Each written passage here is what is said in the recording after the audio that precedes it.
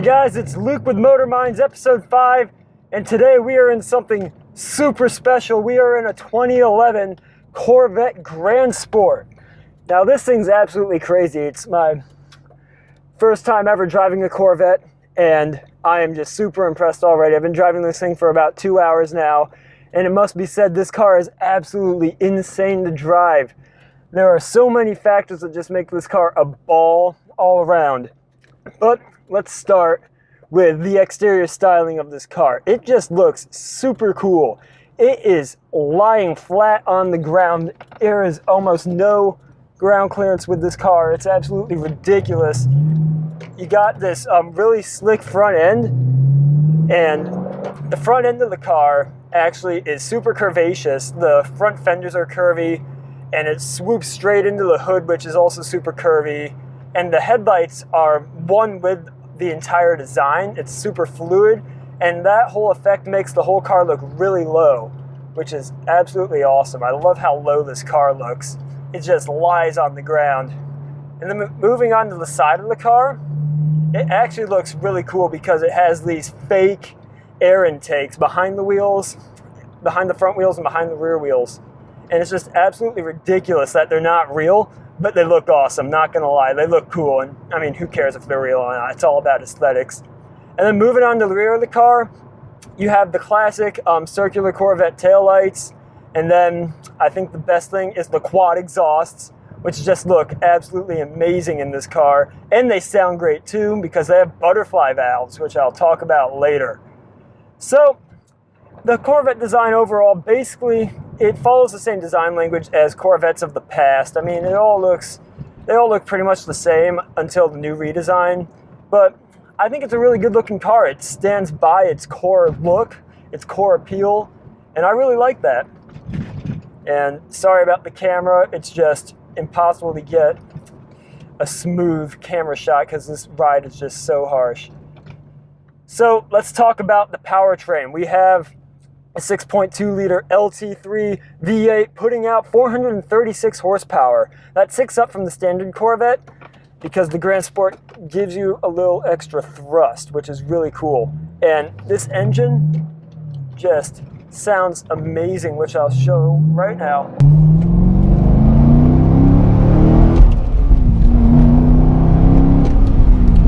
It has that classic Corvette sound. All these Corvette V8s all have this quintessential noise that they all seem to make, and this car is no exception. It just sounds amazing, which is just phenomenal. It's just makes your spine tingle. It's just such a good noise. But just listen.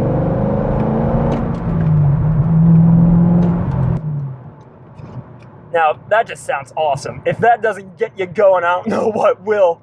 But as I was saying, this engine's mated to a 6-speed manual transmission.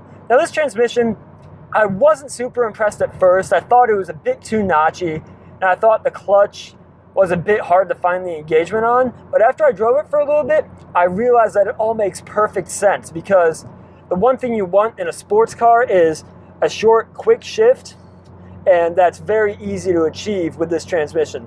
The clutch travel is super short. You don't have a lot of clutch travel, which makes it very easy to engage gears.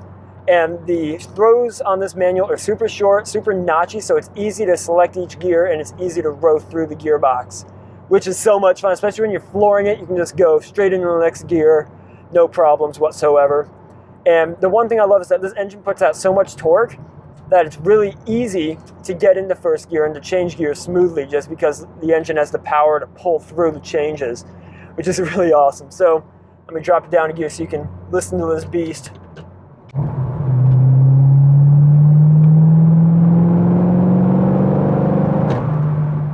That's just awesome. So much torque. It doesn't even matter what gear you're in. You're just gonna get up and you're gonna fly down the road. And one thing I love is that you have this cool heads-up display that shows you your RPMs, your speed, your oil temperature, your Gs. I love the G meter because you'll be going around a turn and you'll just see the thing going crazy, moving from one side to the other. It's just awesome. It just sounds so good. You never wear of that. You never get tired of that. And one thing that makes the noise even better is that the butterfly valves in the quad exhaust system don't work.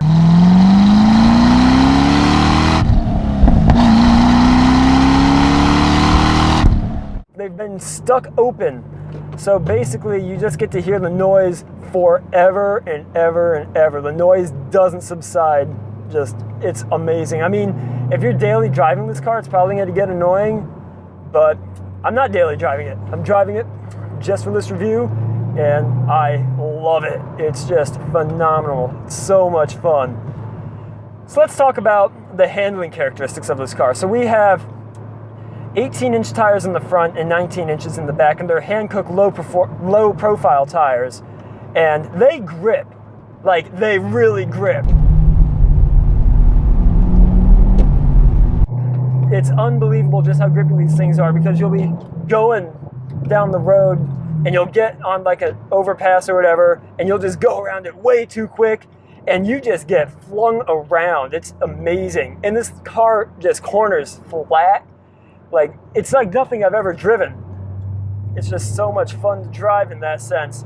And that brings me on to another thing with this car, is that it's way more impressive from the passenger seat than it is from the driver's seat. This car, when you're a passenger, it looks like it's going to be really hard to drive, but it's not. It's actually pretty easy to drive. Like, you may be intimidated by the power, but it's all very usable power, which I think is key. It makes it accessible. It makes it easy to be used by most of the market. You're not going to get in this car and be afraid to drive fast. You're going to want to drive fast, not only because it's fun, but because it's easy.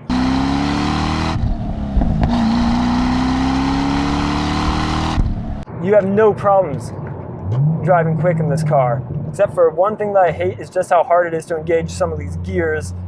You think like one gear is one gear, and then you put it in that gear, and then it's just like, you go into the wrong gear. It's just like, damn it.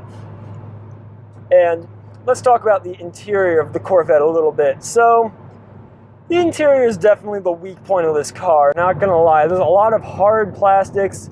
It's pretty poorly put together. And the nav screen looks like it's from the 1990s. The graphics are god-awful. But you know what? No one really cares when you're driving this car. I doubt you're gonna care. I don't think anyone really does. Because this car isn't about that. It's about the performance. It's about the fun factor. And oh my God, I've never had so much fun driving a car. This car just fills you with this awesome feeling of excitement, and there's just so much going on with the driving experience that you're not gonna notice the crummy interior so much. And the ride, it's pretty hard, but it's a performance car. It's gonna need to have a hard ride. And talking about the ride, this car actually has GM's traction management system, which will actually change the stiffness of the ride, the stiffness of the steering, and your throttle response and stuff like that. The traction control, all that gets altered based off of what driving mode you're in. So basically what it does is it allows you to use the performance of this car even if you're not the best driver out there. You can be a pretty crappy driver, and you can still, depending on what mode you're in, take this car to the track and still have a good time. And that's really useful because, I mean, a lot of people that drive this car aren't going to be performance drivers. They're going to be people on their midlife crisis going out and buying a Vette just to have some fun. And I mean, the system could be pretty handy in that case. It can let you use the car to its full potential, even if you're not a very good driver. So, honestly, I never get bored of doing this.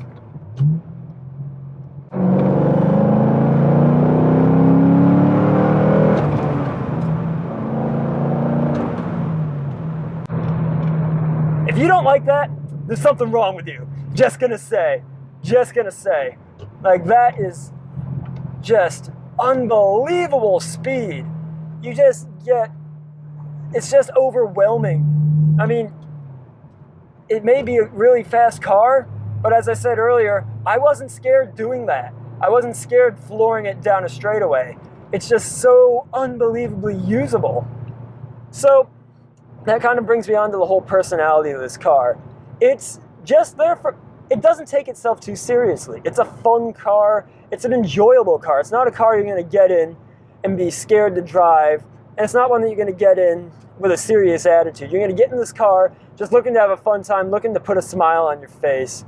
And I think that is what you want in a car, because think about it. This car competes with like Porsche 911s, maybe the Audi R8 V8, cars like that. And those cars are much more serious. And they're all about getting the best lap times and like just being serious track cars or serious performance cars. And the Corvette isn't about that. It's about putting a smile on your face. And not saying the other cars won't put a smile on your face, but they're much more focused. They're not as exciting. Yes, you might be shaving a couple seconds off your lap times in those cars, but is that what really matters in this case? I mean, are lap times a good substitute for a smile?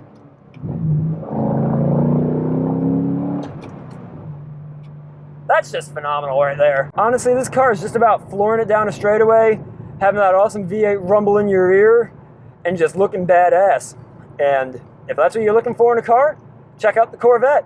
Check out more Motor Minds if you want more of that. I'll talk to you guys later. Look forward to seeing you at the next episode.